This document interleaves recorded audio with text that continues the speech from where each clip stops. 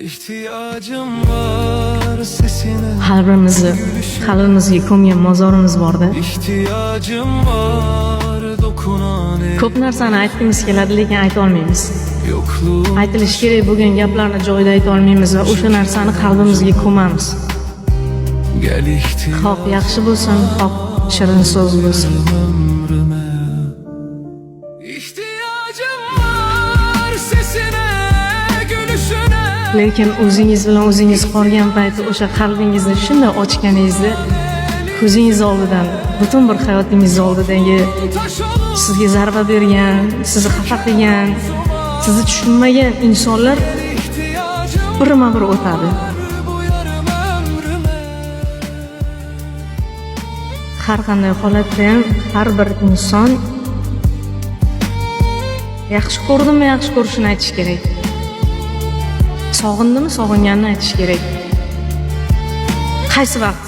Hozirmi, hozir aytish kerak. Shunday ko'ziga qarab, seni yaxshi ko'raman, seni sog'indim deyish bu oson narsa, lekin o'sha narsani vaqti kelsa ayta olmaymiz. Hamiyatimizga ko'mamizda, qiynalamiz. O'sha narsa tilimizdan chiqolguncha qiynalamiz. Lekin oz muddat bo'lsa ham qalbimizga ko'mamiz, ayta olmaganligimiz uchun. Bu narsa bilan men juda ko'p olishdim. Hali tushunmovchilik iskanjasi deydimi? Ana shu narsaga qamalib qoldim-da. Ben seni yazarım. Juda ko'p narsa yozdim. Vaqtida men ham Yarım yaxshi ko'rishimni ayta olmaganman. tamam. Yaqinlarimga Bir gelsen kalbim. İhtiyacım var. hamma narsaga ehtiyoj sezamiz-da, baribir. İnsonmiz-ku.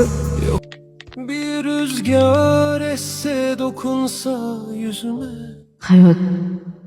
Belki sen Hayot shunday davom etmoqda. dönerim gözüme. O'lgan ko'ngillar, ko'milgan qalblar hamon oyoq ostida tepalanib yotmoqda. Bensiz yaşarsın. Nega shunchalar befarqmiz? İhtiyacım Nega shunchalar soviganmiz? gülüşüne. Nega shunchalar ishonchsizlik panjarasida hamon chiqolmaymiz? Dokunan el yüzüne. Qalbimizni sindirganlar uchunmi? Çöker omzum. Yoki mehrimizni oyoq osti qilganlar uchunmi? Var bu yarım ömrüme. Jon desa jonimizni berishga tayyor vaqtlarimiz bor edi.